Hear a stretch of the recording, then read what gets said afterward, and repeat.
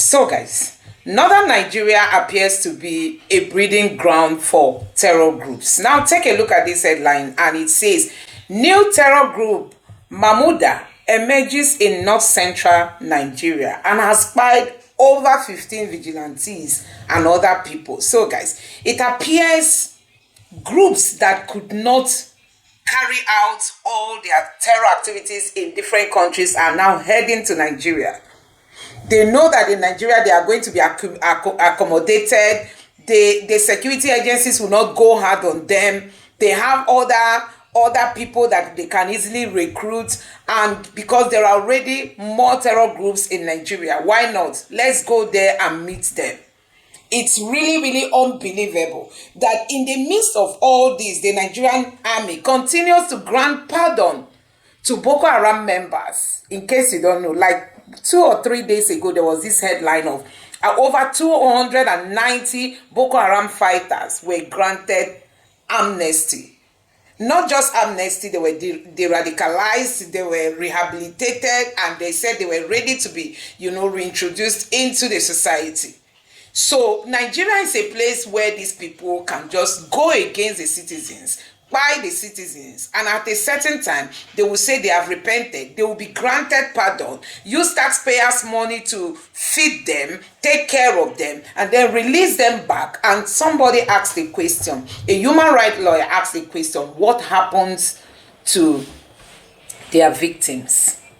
What happens to their victims? That's the question the Nigerian military is supposed to answer Nigerians. So guys, a whole lot is happening in this country. I mean, at the break of this news that a new terror group has emerged, Nigerian military is busy granting pardon to the ones that have already fought. No prosecution.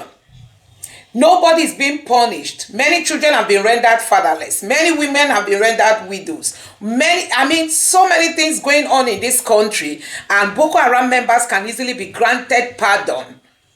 But when they arrest IPOB members, none of them are talked of, when it comes to pardon or anything.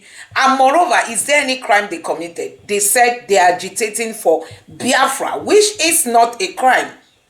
Nnamdi Kanu is being held back in detention, while Boko Haram people who have killed people, they are being granted pardon. So guys, a whole lot is happening in this country. I'm just going to allow you to take a look at some of these clips and let me know your honest reaction in the comment section below. Now take a look. Where is the list? Where is the list? People, these are things that are supposed to spark a national protest if we're a reasonable and sensible society. Let's make this a hashtag. Where is the list? I think former President Muhammadu Buhari has a lot to tell us. He owes us a lot. And we're appealing to President Tinubu now to help us ask, where is the list? It was under your watch that the United Arab Emirates sent a list of sponsors of terrorism. Up till today, we are yet to have anyone that is prosecuted. It was under your watch that the governor of Benue State, Otom, said that the government is working with Saudi, with Turkey and other countries towards Islamization. That is an indictive statement. I have not seen where Utom has been prosecuted in that regard. I have not seen any situation where he withdrew that comment. It was under your watch that the former boss of NIA, the retired Commodore Okunloye or something, came out to say that there are a lot of hardliners in this government that are working with this terrorist organization.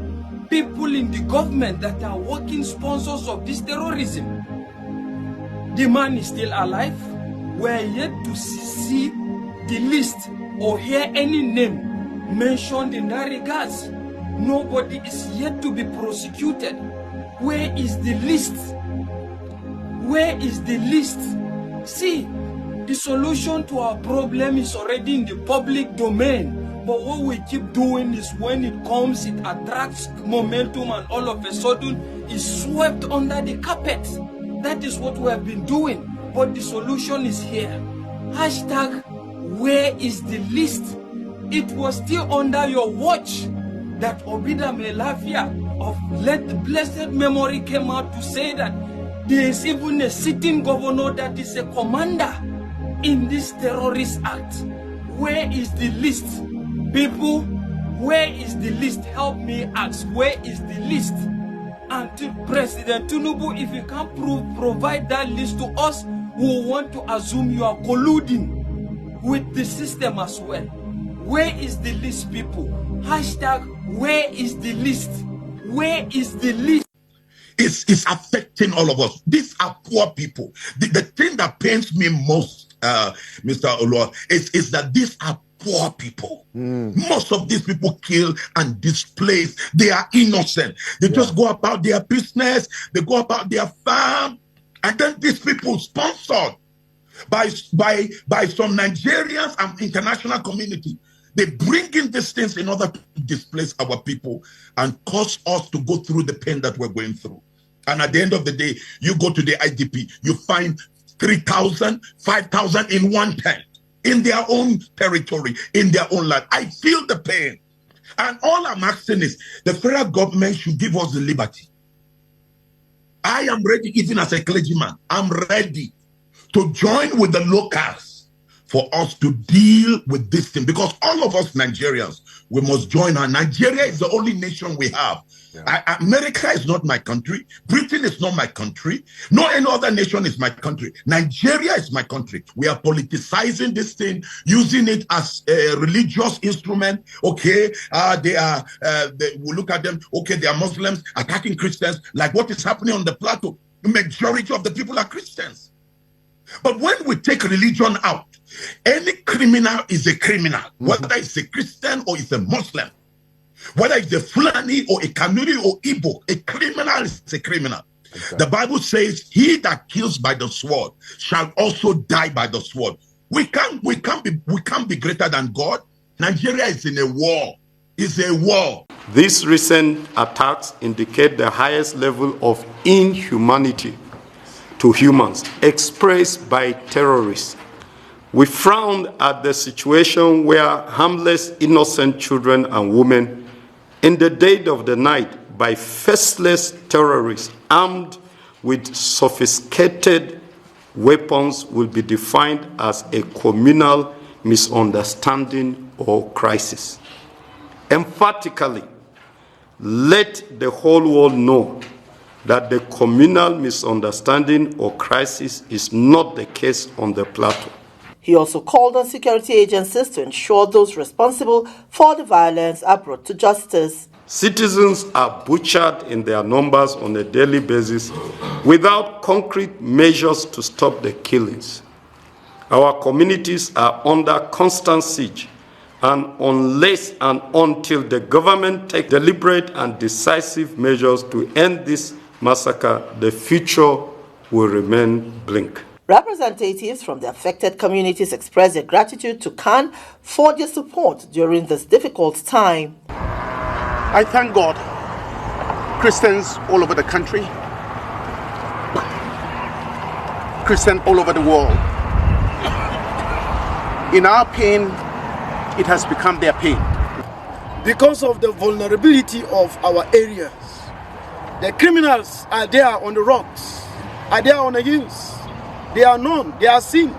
Khan's visit highlights the continued anguish and the urgent need for effective measures to address the violence plaguing parts of the country. Wiki Daku, AIT News, Jos. In the tradition of the Fulani man that attracts the pressure from all over the If I understand it, does that mean that those Fulani men who are maybe domiciled in other countries who move around, they can come into the country and this plan will accommodate them as well? Yes, that's what we want to do. Why should federal government use resources for this country to accommodate Fulani men who are not Nigerians? You see, as I said, we are already accommodating them. Do you delineate and then really know who is not a Fulani man from Nigeria? They are all Nigerians because I said their identity, their own citizenship is Nigerian, even though we have relations all over the world, all over Africa. And so presumably they are Nigerians. I think you get me. That is the misunderstanding. They move from one place to the other, and they have relations, kith and kins in all the parts of the country and even outside the country. So that is why our own population is fluid. We can certainly not say this is the population of Nigeria. Of course, we will try more to cultivate that culture in our people, while at the same time bringing the Fulanis in one fold and try to arrest their traditional practice of moving from one place to the other. And that is very big, an uphill task. But I think we can communicate with them more, because to them they don't have borders from Cameroon to Nigeria. But that's the thing, Excellency. How do we ensure that those who will be participating in this federal government largely funded program will be Nigerians? In terms of the funding? No, in terms of the operations. Operations. You said to bring in Fulanis together. The issue of misconception, I see there is a lot of mistrust and misconception with regards to the Fulani man. The Fulani man is a global or an African person. He moves from the Gambia, from Senegal, and his nationality is just a Fulani man. And as a person, I may have my relations in the Cameroon, but they are also Fulani men. I have relations because from the maternal side, I'm a Fulani man. And that is why we want to educate people. A Fulani man sees himself as a Bayelsan, as somebody comes from the Niger Delta, because he speaks the Niger Delta language, which you and I don't.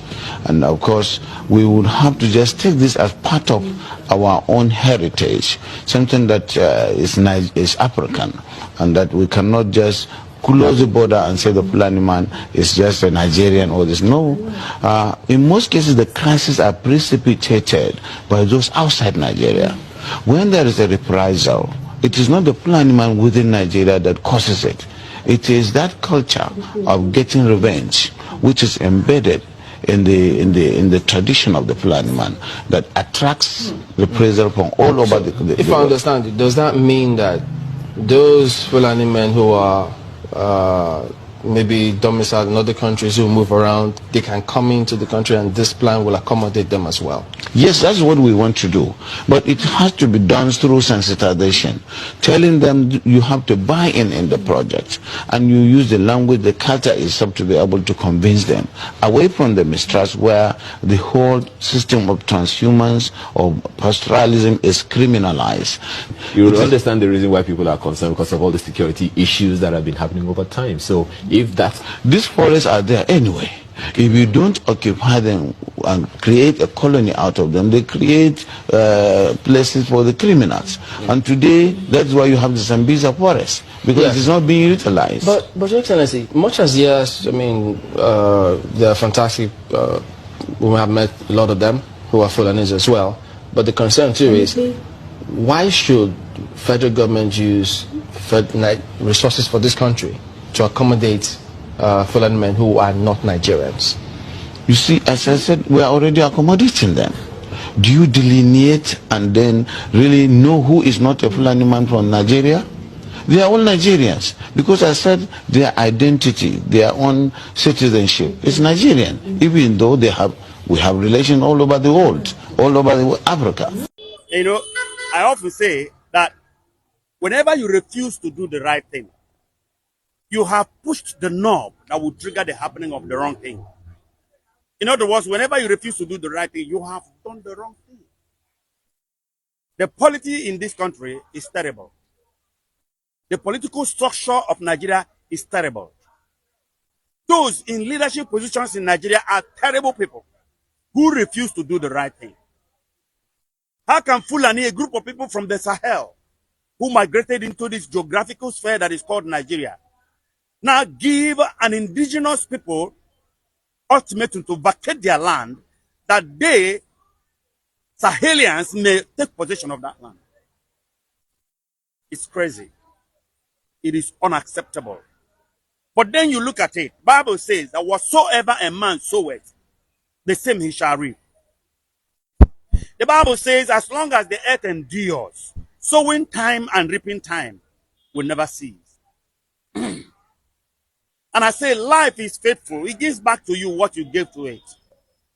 If you put 1 million naira in the bank, you cannot go and withdraw 1.1 million naira. One dime above it, no, bank cannot give you. If you sow cassava, you will reap cassava. If you sow rice, you will reap rice. What did Benue people do to Igbos during the war? Igbos who were fleeing north from being killed in the north, getting home to Benue. Benue people will kill them in Benue.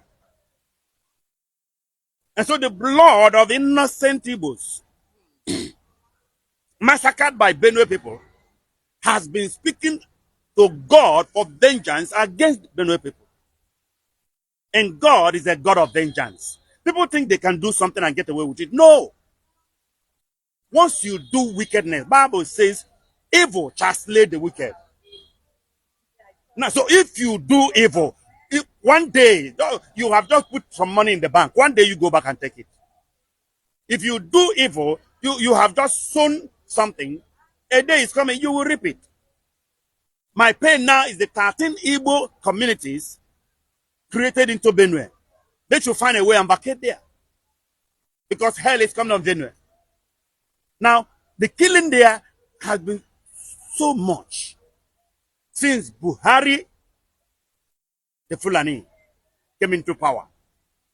And has been desiring to fulfill the vision of Othman Danfodio, the Fulani father, which is Islamize and Fulanize. And that is the program that the Fulanis are still pushing to actualize every time in this country. Trying to make Nigeria a hub for the Fulanis. It is a pity that such thing is happening. It is a pity because no matter what, the Benue people are humans. You don't waste human blood like you're wasting the blood of animal. Because even those who are killing now will one day receive their own repercussion.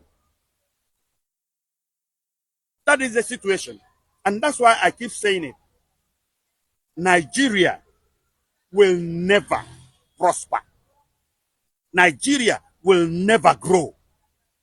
It will never be well in Nigeria until the political structure is changed.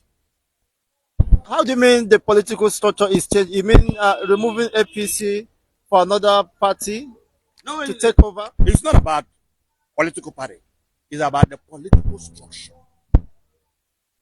We have to go back to regional government or practice true federalism. States control your resources. Pay percent to the federal purse for the maintenance of the federal structure. Three options. One must be done. True federalism, where states control their resources and pay percent to the federal purse for the maintenance of the federal structure. Or we go back to regional government where regions were controlling their life and what they have and they were just contributing to the center. Or we go back to who we were before Britain came here and amalgamated us in 1914. East was independent, South was West was independent, and North was independent. We break the nation. I have three republics: Republic of Biafra, Republic of Oduduwa, and Republic of Arewa. This is the solution, because the way Nigeria is constituted, it is a no man's land. It is a no man's business. The Yoruba man gets there, it is not his business. The Hausa man gets there, it is not his business. The Easterner who owns the resources, the oil, is cut off from power totally.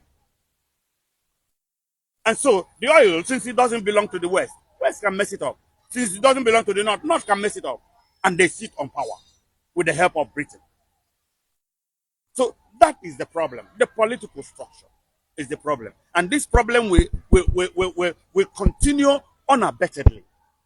Because you cannot do wrong and reap right. You cannot do something wrongly and get the right result. No, it doesn't ever happen. Okay, the political structure is one of the nightmare. That is the major nightmare. That is the major problem. That is the problem that creates other problems. Now, is there any political will on the part of those within the corridor of power to set things right? They don't. No such will. No, which means all hope is lost. The way Nigeria is porous. Politically and security-wise. Nigeria is very porous. They made it so. Britain made it so that they may be able to access our wealth and take our wealth. They are living on our wealth. Britain has always had this philosophy, divide and rule. They divide you if you are part of their colony, and then they take what you have. They wanted to do that to USA. USA said no. You have to send them away, and that's why USA is USA today. And that's why the world can go to USA and see it as a comfortable habitat. So Nigeria, the way it is absolutely porous. It belongs to nobody. If they can write to the Benue people to prepare for war, haven't infiltrated the southwest, the southeast, the south, and every other part of Nigeria, don't you think they might also be preparing to unleash mayhem, to take over those ancestral homes of the Jews or the Biafrans? That has been Fulanized and Islamized. Kill them, take over their land, has always been the vision of the Fulani. And we know. And we have seen the handwriting on the wall. The other day I heard that the Director General of DSS said that indigenous people should prepare to defend themselves. Self-defense is the right of every human being. You understand? And it is obvious that Fulani want to take over everywhere. Therefore, you have to prepare. So why are people still docile? Why are people still unperturbed? That is Nigerians for you. Lazis are there. Suffering and smiling. You understand me? The handwriting is clear on the wall that something big is about to happen. And that those who are not prepared will be swept off. I pity any community in the East among Igbos that are not prepared. Nnamdi Kanu gave us a very good security outfit that any enemy will see and shudder. Our people in Igbo land, the governors, the politicians fought against that. And are coming out with all manner of security, whatever. Which has failed and failed to protect the people. Those things are bound to fail because they are not original. They don't have a strong taproot. There is no security outfit in the history of Igbo land that can be as strong as the Bakassi boys and as ESN. No. You understand? So, as it stands, only a fool among the Igbos will not know that Igbos are targets. Only a fool amongst us will not know that. We have been here all this while, and we know, and we have seen it happen over and again. We have been the target. And thank God for our Jewish heritage, which is keeping us, which is the covenant that we have, that Israel had with his people. We cannot be annihilated. But we keep losing people. They keep killing us in every part of this nation. Now, look at the Yorubas. Amotekun is improving every day. The Yoruba governors have rallied round the Amotekun idea and are even making them more sophisticated. But despite that, there have been series of attacks within the southwest. Yeah, there will be attack. The enemy will always attack. Communities overrun. The enemy will always attack. But that is also the political thing. The political will. Because politicians that we have are not leaders. They are career politicians. And so, in every situation, they think about their political career. They protect their political career first. And that gives the enemy the opportunity to strike. You understand? So you see that among the Southwest politicians and that security outfit, Amotekun. But what's hit is the East, is Igbo. You understand? And so Igbos should understand that the enemy is at the door. That the enemy is at the door. Every family, every man in Igbo land, every community, that every village that is not prepared will be swept off. Mark my word. Because the enemy that we are fighting is very strong. The enemy that we are fighting are dead men. How do we get here that Fulani, a minority, people who migrated, they are not indigenous. They are not indigenous people. Now coming to conquer the entire indigenous ethnic nationalities, and they are keeping quiet. Oh well, that is Nigeria for you. That is Nigeria for you. And there is a cause working against us with that name, Nigeria. Because when Flora Shaw coined that name, Nigeria, what she had in mind was nigger area. And the word nigger means backward, darkness, stupid, idiotic, retrogressive, evil. And then she and her husband and the British, colonial masters then sat over it and no, you can't call them nigger area. You baptize it Niger area, Nigeria. So there is a cause in that name, and that name must be changed. That's one of the things we must do here. If we can't, people should just forget about this country. One day we all will burn. Because any other war that will happen here, which is obvious, will happen. Because there is proliferation of arms as we speak. A movement of people. Arms are being proliferated. People are just one arrested the Bokoharam member said when he was asked of how they got guns. He said in the north, it is easier to buy a gun than to buy a loaf of bread. So there is serious proliferation of arms. And now that the Director General of DSS has made it obviously open, he says so because he's a Yoruba man. If it was an Hausa man, he wouldn't say it. Maybe he has some classical information that the security personnel has been overwhelmed. Anybody there know what is happening. They know the truth. Do we have security? Do you know how many soldiers have been killed since 2015? Or more, or before that? We don't have soldiers anymore. A lot have died. Policemen have died. Forcemen have died. So the security system is very weak. You give them money to buy arms and they divert the money. And our forcemen are using outdated arms. And these people are using modern electric arms. And you think you can stand with them. Nigeria is porous as far as security is concerned. We don't have security here. We are not safe. The government in Nigeria has collapsed, has failed. It has got to be you and your enemy. You have got to prepare. You have got to defend yourself. It has got to be you and your enemy. You and your God helping you. Because this nation has failed. Look at it from everywhere. Cancer has eaten up Nigeria.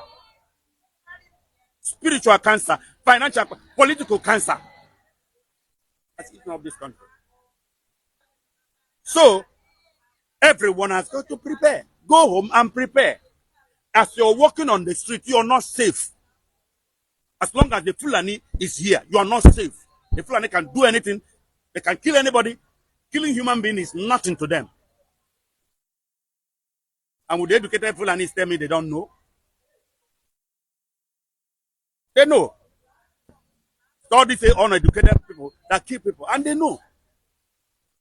Because all of them believe in the vision of Osman Danfodio. Fulanize and Islamize. Wipe them out and take their land and habit there. All those hunters you see that were going, the ones that they killed in Edo State. For goodness sake, you say you are hunters and you barging on a community. Don't they have hunters, your partners over there? Don't you know you are supposed to write them and tell them you're coming? Do you know their bushes more than them? Is it not the indigenous people that know their bushes where animals are? And so you write them that you're coming. And if you come, you team up and they take you to where animals are. And you do your hunting and you give them their beat and you go. But you barging on people, armed, and you say you're hunters. Hunting human beings or what? That is the question people have not answered. The land of the people, find a way and kill the people, settle down there. After a time, they become indigenous. Was that not what they did in the north?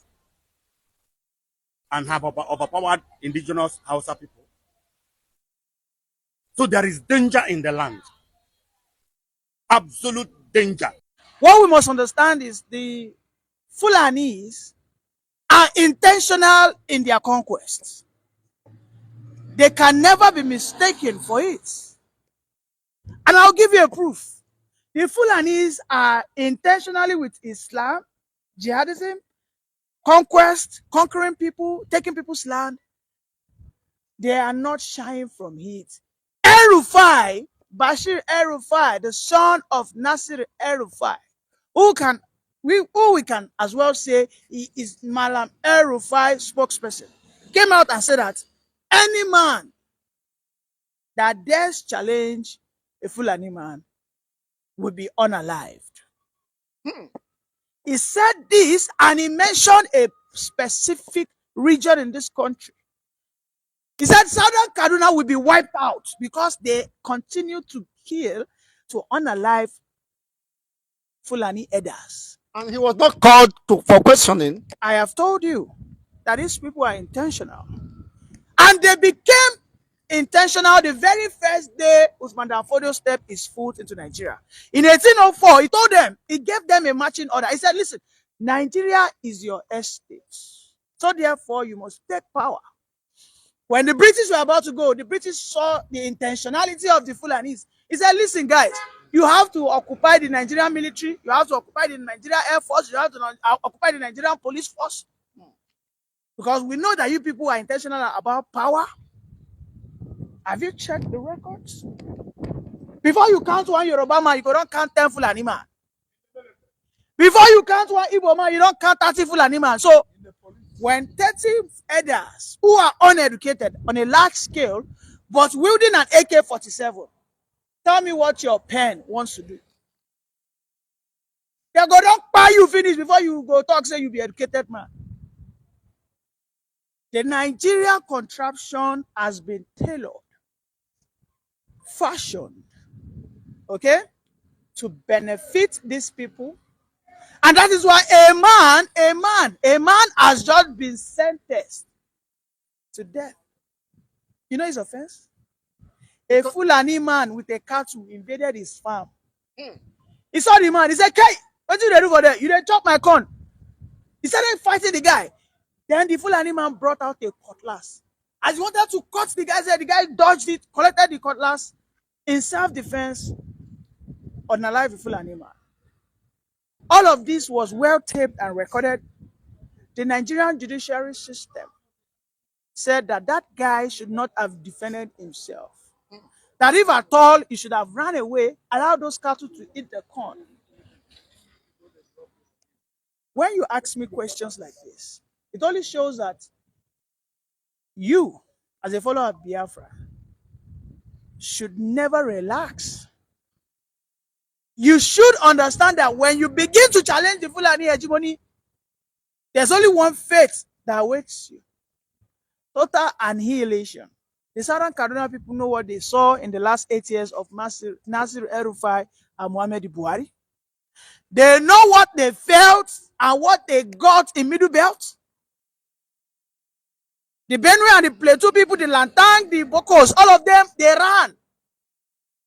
Fulani men were now renaming their villages. Villages that were bearing Christ is the Lord. They changed it to Uthman. They changed it to Muslims' names. And the Nigeria as a republic is helpless.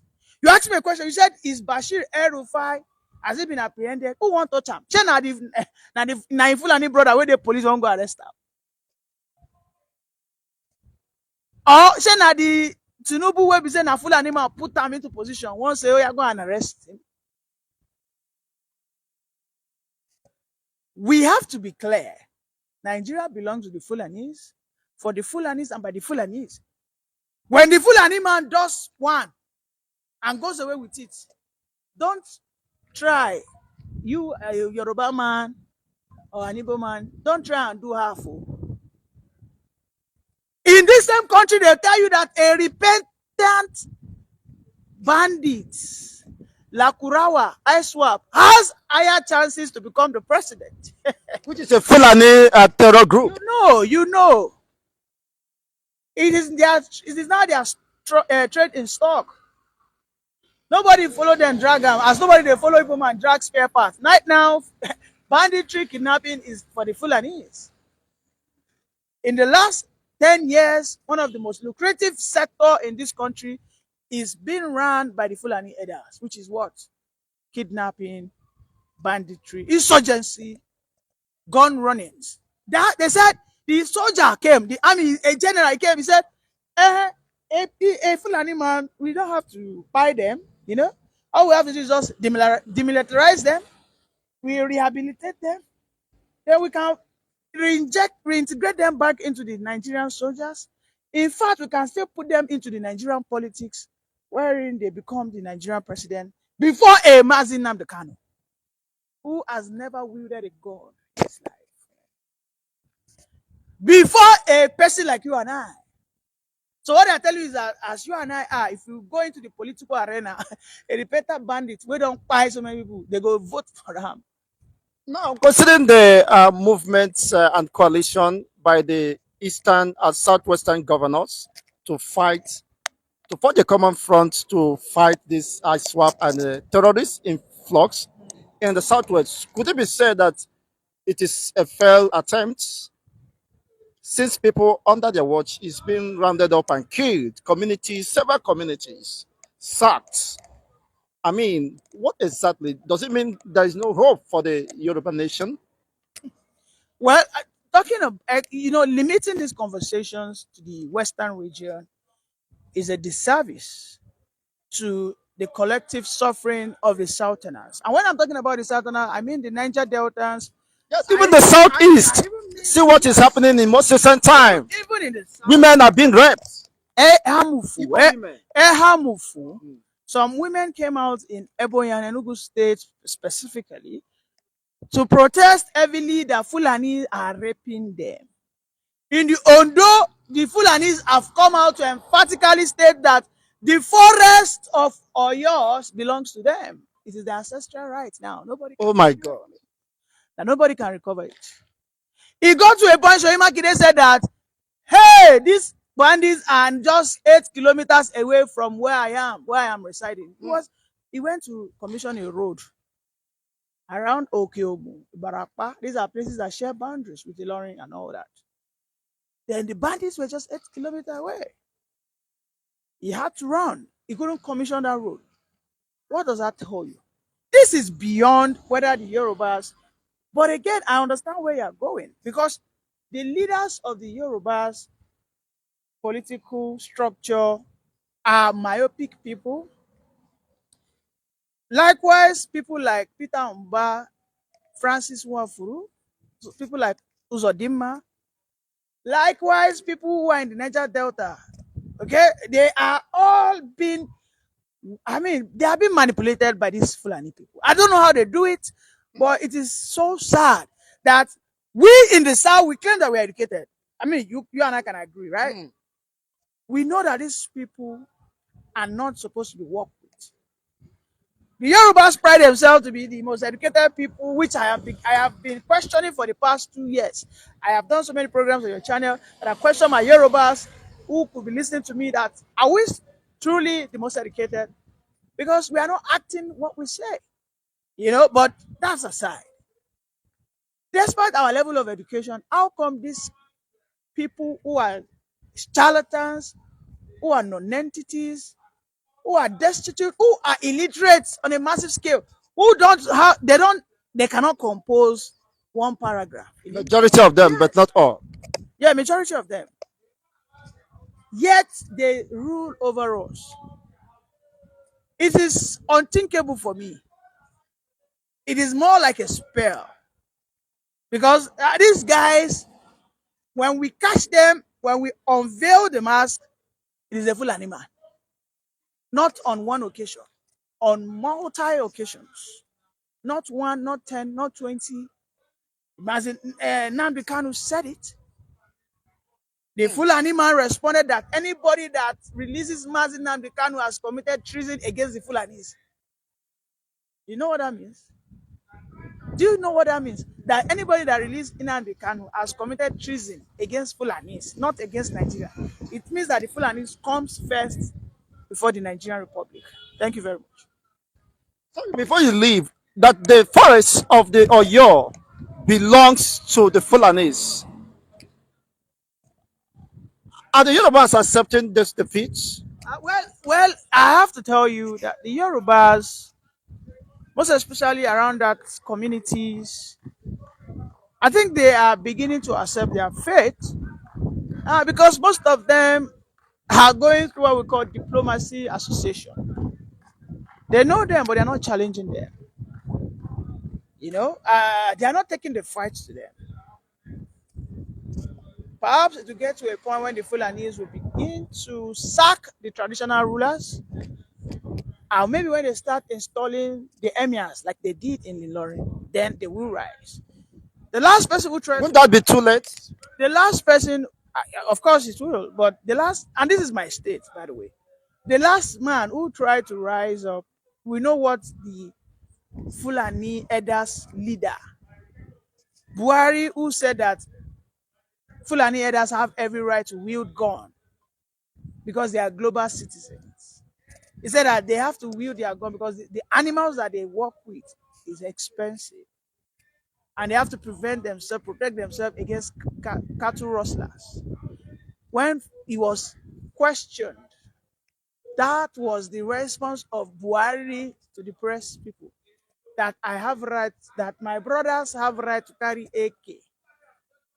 But the man who has a farmland, who has a cocoa plantation, a cassava plantation, a maize plantation, has no right to wield a gun. The Yorubas have to, take up this challenge because the Fulanis did not hide it when they said it.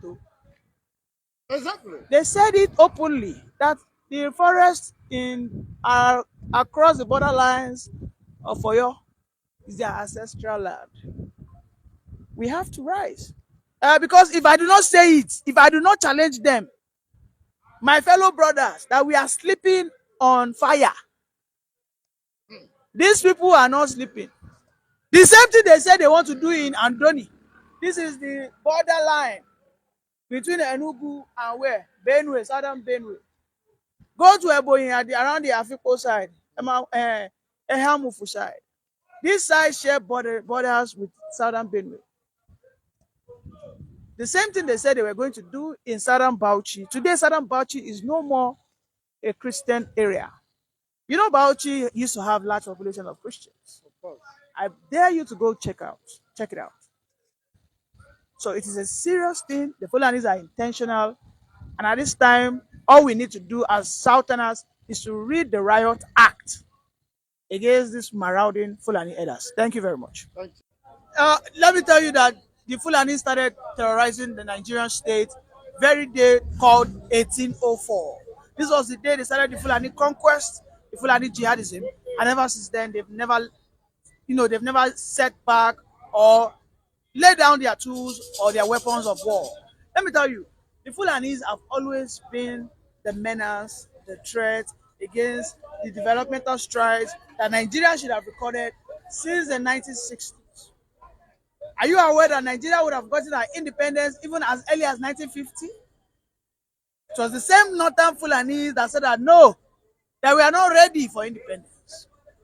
That because the South are too educated, they are well ahead of us. Because as at then, the Igbos dominated, and then the Yorubas were also very involved in the civil service, in engineering, in education. Because as at then, we started recording professors in the West. We started recording lecturers in the East. But we do not have one single lecturer from the North. And the Fulanis, because of their own selfish interest, said that Nigeria should not gain independence, that the colonial masters must not give us independence, until they then went back, our forefathers, who today I cannot call them heroes. They went back to have a negotiation with their, Ahmadu Bello and co.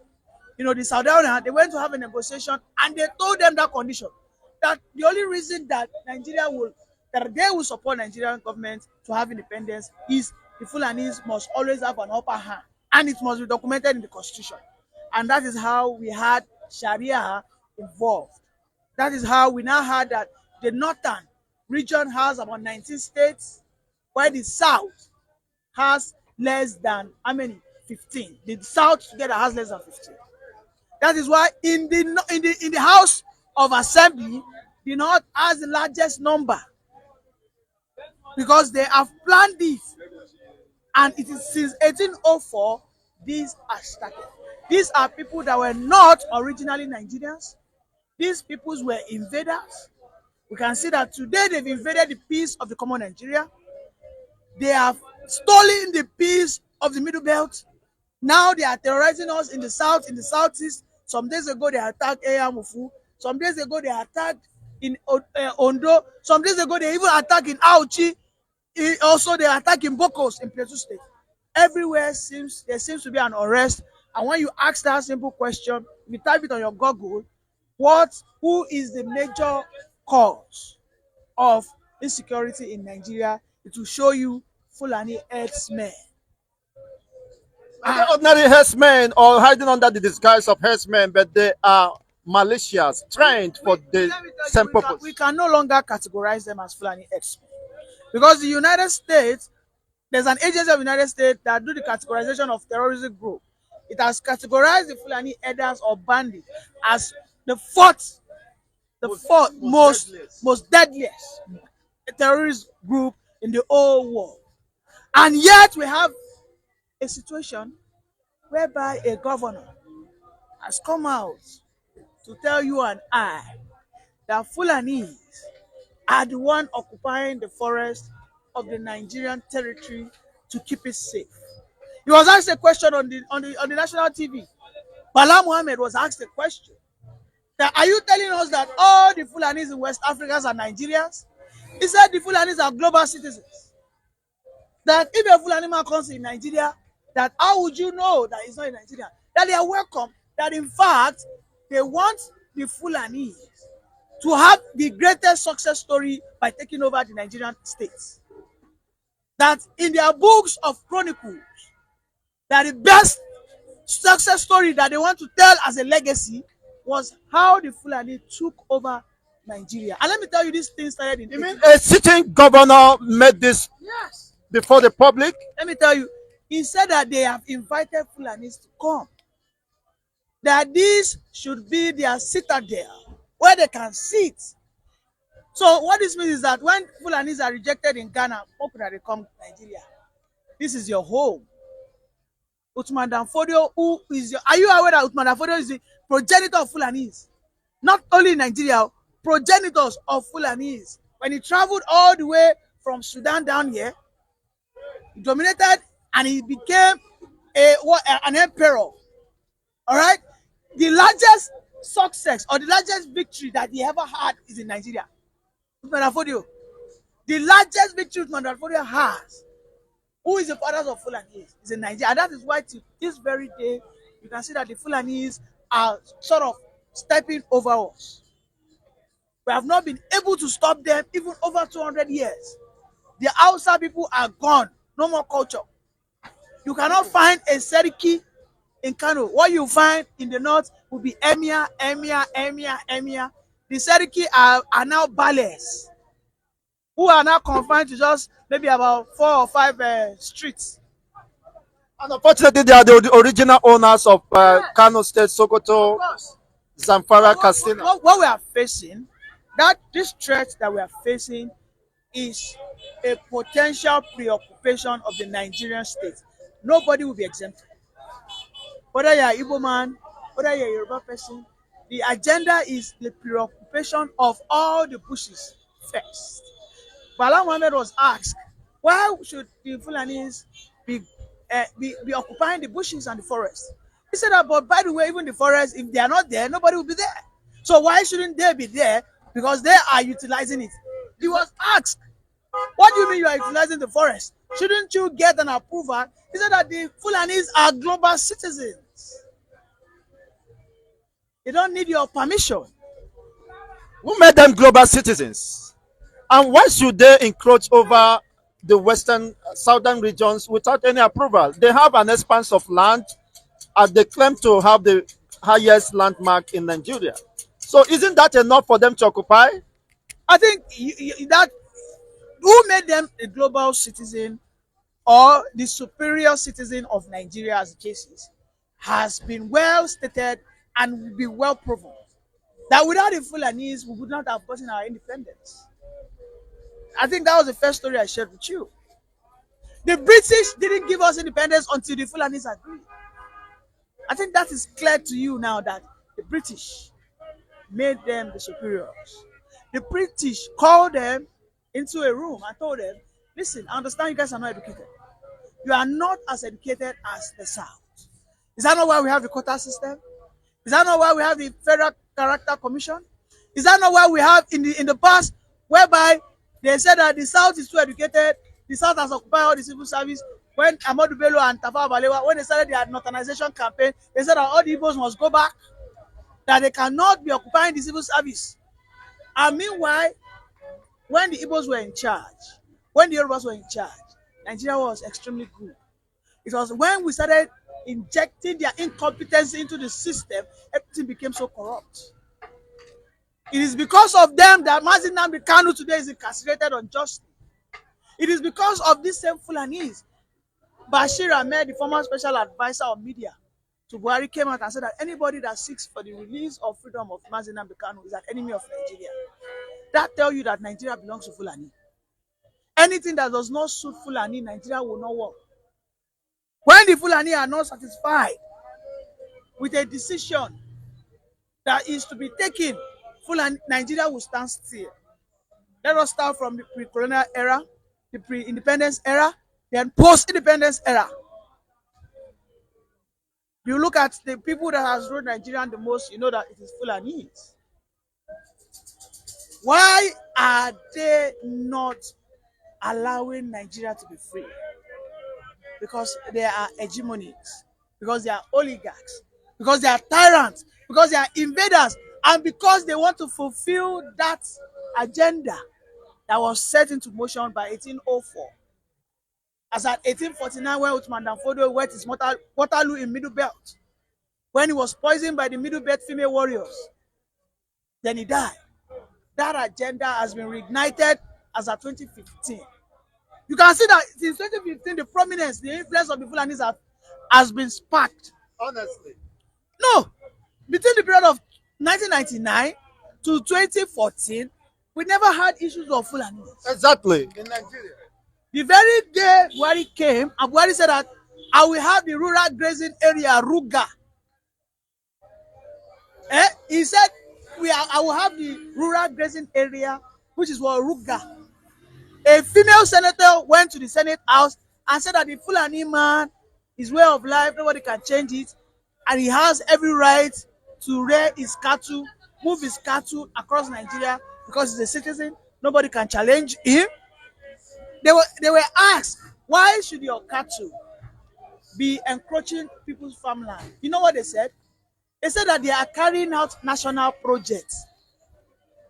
Do you understand what I mean? They said their cattle rearing is a federal government project, and they are federal government assets. I mean, ask yourself, a Sunday Jackson, who was the one that got provoked by Eda in his farm in Plateau State? They encroached his farm. He challenged them. They wanted to buy him. He fought back, and the Fulani herdsman lost his life in that battle. They have condemned Sunday Jackson to death by hanging. Somebody acting in self-defense of his inalienable right to life. For the same judiciary will say that a Fulani bandit that was caught, let us what? Demilitarize him. Let us rehabilitate him. Let us reintegrate him. And maybe he can have an opportunity to become a governor. No wonder the likes of Bala and Mohammed are uttering such words from their mouth, that the Fulanis all across Africa should see Nigeria as their fatherland. Thank you very much. So guys, you have seen it for yourself. These are the things we are talking about in Nigeria.